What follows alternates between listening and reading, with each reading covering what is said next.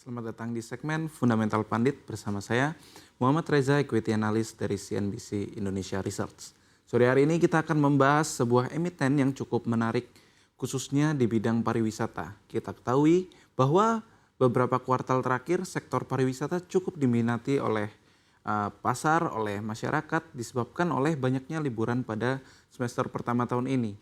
Sehingga masih menarikkah untuk berinvestasi di saham PT Bayu Buana Tbk atau yang memiliki ticker code Bayu? Langsung saja kita simak bagaimana perdagangan saham dari Bayu pada sore hari ini. Ya, kita saksikan bahwa PT Bayu sore hari ini terpantau mengalami koreksi atau menurun sebesar 2,8%, mengalami penurunan 40 basis poin sehingga harga saham Bayu pada sore hari ini berada di harga 1.390 per sahamnya. Hari ini menunjukkan bahwa adanya penurunan dari saham Bayu, mengingat bahwa secara 3 bulan lalu saham Bayu telah melesat sebanyak 65%.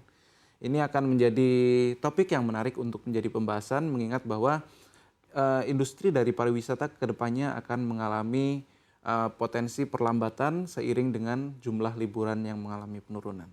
Selengkapnya akan kita bahas lebih detail di slide selanjutnya.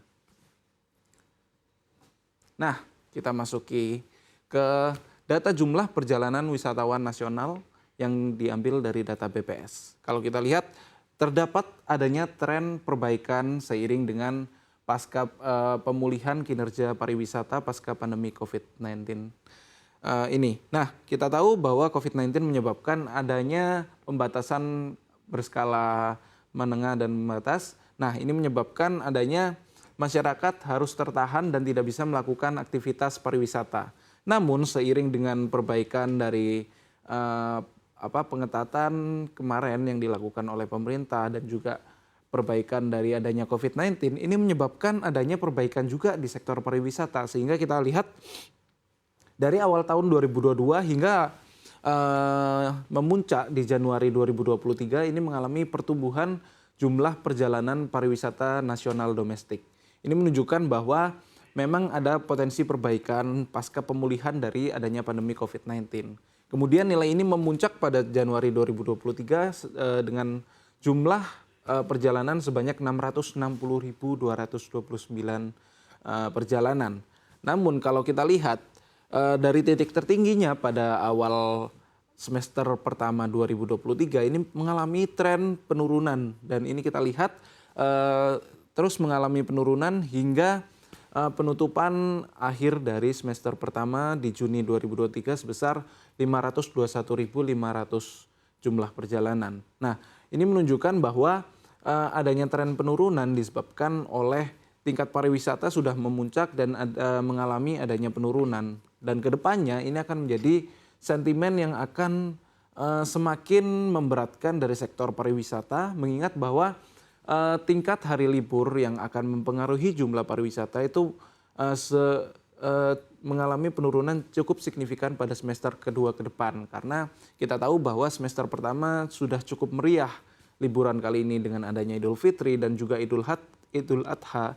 Ini menyebabkan oleh masyarakat kembali melakukan perjalanan mudik, sehingga tentunya sektor pariwisata juga kembali diminati, dan Bayu sebagai perusahaan tur dan penjualan tiket tentunya juga terdampak manfaatnya dengan mengalami pertumbuhan pendapatan.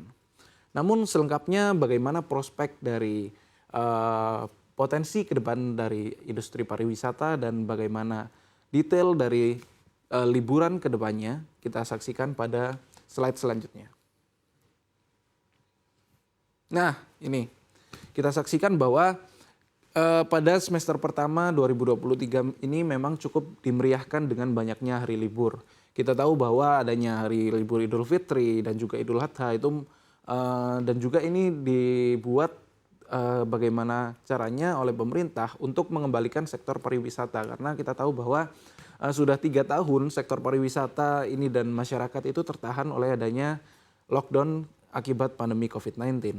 Namun dengan ini pemerintah mulai melonggarkan dan juga adanya keputusan untuk terkait dengan PSBB sudah dilonggarkan, ini menyebabkan tingkat dari pariwisata itu melonjak signifikan. Dan juga kita tahu bahwa pada semester pertama cukup dimeriahkan dengan adanya 20 hari libur atau tanggal merah yang menyebabkan masyarakat dapat berlibur dengan memanfaatkan sebagian hari liburnya tersebut untuk melakukan aktivitas pariwisata. Sehingga dengan adanya hal tersebut tentunya secara pendapatan dari perseroan juga mengalami tren yang cukup mirip dengan bagaimana pergerakan secara industri pariwisata itu sendiri.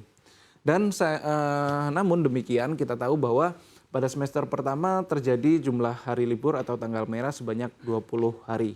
Sedangkan pada semester 2 ke depan data menunjukkan bahwa jumlah hari libur hanya sebanyak 5 kali. Ini akan menyebabkan potensi bahwa ke depannya sektor pariwisata akan mengalami potensi downtrend kembali. Dengan adanya downtrend ini akan menyebabkan perusahaan dari Bayu yang bergerak di bidang pariwisata tentunya juga akan tertekan seiring dengan industri dari pariwisata yang juga akan tertekan akibat berkurangnya hari libur.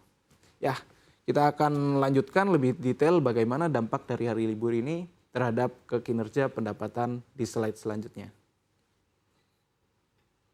Nah, ini kita saksikan bahwa tren dari pendapatan perseroan secara kuartalan mengalami adanya perbaikan seiring dengan pandemi yang sudah membaik. Kita tahu bahwa dari data secara industri itu juga mengalami perbaikan dan juga kita lihat dari data secara pendapatan Bayu Buana yang merupakan perusahaan bergerak di bidang pariwisata khususnya penjualan tiket dan juga tour dan travel, ini tentunya juga akan mengalami perbaikan. Namun sayangnya perbaikan yang dialami oleh Bayu Buana juga masih belum mencapai titik normalnya atau pasca atau pra pandemi. Kita lihat pada tahun 2019 pendapatan dari Bayu Buana Tbk berada di kisaran 623 miliar hingga titik tertingginya di 682 miliar rupiah. Namun pada tahun 2023 ini pendapatan tertinggi dari PT Bayu Buana mencapai titik tertingginya pada Januari 2023. Dan kita lihat tren dari pergerakan pendapatan perseroan juga mengalami adanya tren penurunan. Ini selaras dengan apa yang terjadi di industri pariwisata yang menunjukkan adanya penurunan juga seperti yang sudah kita lihat sebelumnya. Pada kuartal 4 2022 berada di titik tertingginya dengan 620 miliar. Kemudian menurun menjadi 591 miliar pada kuartal pertama 2023 dan menurun kembali pada kuartal 2 2023 menjadi 588 miliar. Kita tahu bahwa meskipun pada kuartal pertama dan kuartal 2 banyak hari libur khususnya dari Lebaran dan juga Idul Adha, namun pada kuartal 2 ini kembali mengalami penurunan dari segi pendapatan perseroan. Ini menunjukkan bahwa industri pariwisata sudah mulai saturated dan mulai mengalami adanya tren penurunan kembali seiring dengan lonjakan yang terjadi pada kuartal 4 2022 disebabkan oleh pent-up demand atau demand yang melonjak signifikan diakibatkan oleh pembatasan dari adanya pandemi COVID-19. Namun ketika pengetatan dari adanya pandemi COVID-19 itu sudah mulai dilonggarkan, ini menyebabkan adanya lonjakan pada tahun 2022 akhir, namun harus terkoreksi seiring dengan kembali memulihnya kembali ke kondisi wajar terkoreksi secara pendapatan dari perseroan. Dan juga kita akan melihat lebih detail bagaimana prospek kedepannya khususnya dari industri pariwisata itu sendiri, mengingat bahwa hari libur atau tanggal merah sudah menyentuh hanya sedikit pada semester 2 mendatang. Ya, kita lanjutkan ke slide selanjutnya. Nah, kita lihat secara keuangan atau dari bisnis dari skala neracanya. Kalau kita lihat secara kas atau secara kas dari perseroan, ini mengalami adanya lonjakan dari tahun ke tahun, dari tahun 2008 hingga tahun 2022 dan kuartal 2 2023. Dengan adanya tren kenaikan dari kas perseroan, ini menunjukkan bahwa penggunaan kas itu dapat digunakan untuk pembayaran utang atau pembagian dividen atau buyback atau capex. Namun sayangnya kita tahu bahwa emiten ini hanya membagikan dividen mulai dari tahun 2020 hingga 2023. Kita tahu pembagian dividen tertinggi terjadi pada tahun 2020 dan 2023 dengan dividen yang dibagikan sebesar Rp50 per saham, kemudian menurun pada tahun 2021 dan 2022 sebesar 25 per saham. Artinya dengan pembagian dividen sebesar 25 dan 50 per saham ini menunjukkan bahwa range dari dividen yang dibagikan sebesar 8 hingga 16 miliar rupiah. Dengan dividen yang dibagikan hanya senilai tersebut. Sedangkan kita tahu bahwa kas dari emiten Bayu itu cukup besar. Ini menunjukkan bahwa Bayu itu relatif melakukan pergerakan bisnisnya cukup perlahan dan juga tidak ada pertumbuhan yang signifikan ke depannya. Seperti misalnya dengan adanya capex atau belanja modal yang signifikan, ini akan mendorong bisnis dari Bayu itu sendiri sehingga ini akan menyebabkan bisnis dari Bayu akan mengalami lonjakan sehingga bisnis ini juga akan mengalami pertumbuhan pendapatan hingga bottom line-nya juga membukukan kinerja yang semakin membaik. Namun kita tahu bahwa kas dari Bayu pada kuartal 2 2023 sebesar 492 miliar, 82,6%-nya itu diletakkan pada deposito. Ini menunjukkan bahwa emiten ini cukup pasif atau tidak menggunakan kasnya secara bijak untuk dapat menginvestasikan pada pengembangan bisnis yang dapat memberikan pertumbuhan yang lebih baik untuk pemegang sahamnya. Ya, kita lanjutkan. Kita akan masuki bagaimana valuasi dari saham Bayu di slide selanjutnya. Nah, kita masuk ke valuasi dari Bayu. Kita menggunakan PBV band atau PBV yang menggunakan standar deviasi selama 3 tahun ke belakang. Alasan penggunaan PBV band disebabkan oleh kalau kita menggunakan PE ratio atau price to sales ratio, ini akan tampak cukup rendah pada tahun 2020 yang disebabkan oleh adanya pandemi COVID-19 yang menurunkan tingkat dari pendapatan hingga laba bersih perseroan. Otomatis salah satu metrik yang akan tepat kita gunakan adalah PBV band. Nah, kita lihat secara PBV, emiten ini mengalami penurunan pada awal pertengahan semester akhir dari semester 1 2023 menyentuh hingga 0,74 PBV-nya. Namun emiten dari Bayu mengalami lonjakan secara PBV hingga 1,19 kali. Ini menunjukkan bahwa PBV dari Bayu secara standar deviasi sudah berada di nilai yang cukup tinggi dengan standar deviasi di atas 2 kalinya. Nah, ini kalau kita lihat garis ungu ini menunjukkan standar deviasi dalam secara 2 kali yang ditambah 2 kali. Nah, ini menunjukkan PBV dari Bayu berada di 1,19 padahal PBV plus 2 standar deviasinya menunjukkan di angka 1,13.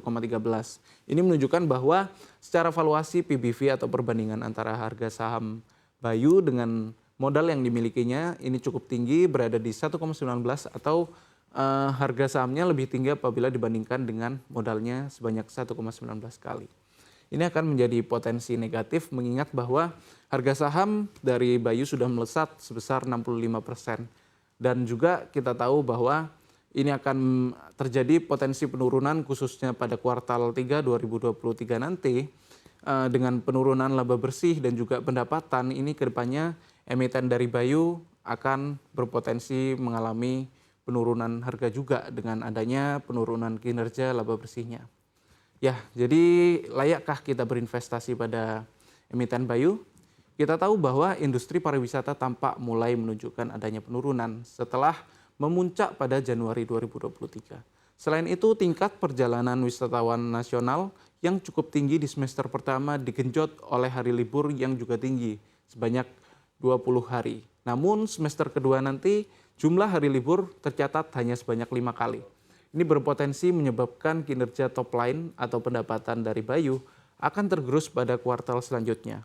Dan juga potensi penurunan akan diperparah dengan laba bersih Bayu yang memuncak pada kuartal 2 2023. Sehingga ini akan mengecewakan investor yang berharap adanya kenaikan laba bersih dan otomatis harga saham dari Bayu pun akan mengalami anjlok. Kemudian potensi penurunan terjadi seiring dengan harga saham Bayu yang juga telah melesat 65% selama 3 bulan terakhir. Selain itu juga kita tahu bahwa kas Bayu juga cukup tinggi dan bebas utang dan emiten ini tidak memanfaatkan dengan baik dari kas tersebut. Sehingga Bayu tidak terpantau melakukan aksi korporasi yang cukup penting seperti buyback atau peningkatan pembagian dividen atau belanja modal yang seharusnya dapat memberi nilai tambah pada pemegang saham. Ini menandakan saham Bayu akan mengalami fase perbalikan arah sehingga harga saham Bayu yang telah melesat hingga berada di standar deviasi yang tinggi akan kembali ke harga wajarnya. Berdasarkan hal tersebut, investor perlu berhati-hati dalam berinvestasi di emiten Bayu, sebab jika perseroan kembali ke nilai book value-nya yang berada di 1176, ini akan ada potensi down risk atau penurunan saham sebesar 16%. Ya, demikian pemaparan dari emiten Bayu yang bergerak di industri pariwisata, khususnya tur dan penjualan tiket. Sekian penjelasan dari emiten Bayu. Demikian saya kembalikan ke Sasa.